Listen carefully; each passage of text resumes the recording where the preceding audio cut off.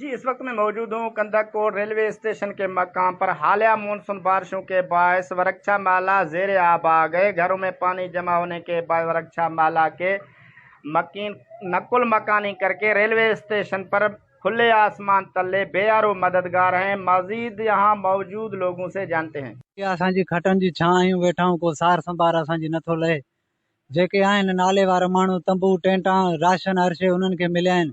असां पंहिंजूं मज़ूरियूं करे घरनि जा थां विकिणी करे घरनि में मानी पचायूं पिया। हे ॾिसो असांजा हाल ते खटा लॻा पिया आहिनि।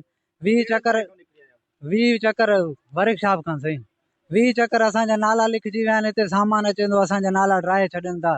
ॿिया पैसे वारनि खे ॾियनि था, असां ग़रीबनि खे कुझु ई नथा ॾियनि। हे असांजो घर आहे, असां खटनि जी छां आहियूं, हिते वेठा आहियूं असां पंहिंजो। असली आला सिंध से महिरबानी करे असां ग़रीबनि जी का सार लहे। बाक़ी हिते असांजे शहरनि में MLA MPA को असांजो सार लहण वारो कोई बि न आहे। असां मथे जे नाले ते असांखे हर चीज़ मिली वञे।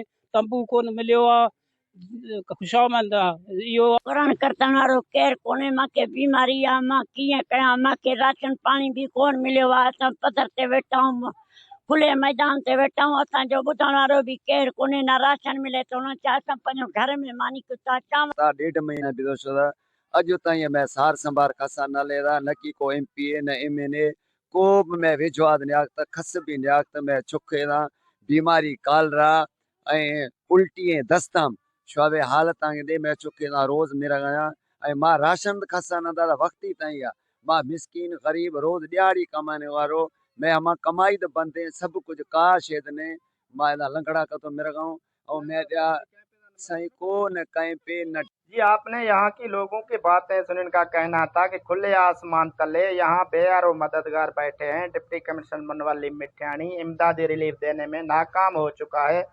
उन्होंने वजीर आला सिंध से मुतालबा किया है कि जिला इंतजामिया की नाकामी का नोटिस लेकर हमें इस मुश्किलात से निकाला जाए। मोहम्मद उस्मान टावरी के साथ इस्लाम दीन बंगवार, वश न्यूज़, कंदककोट।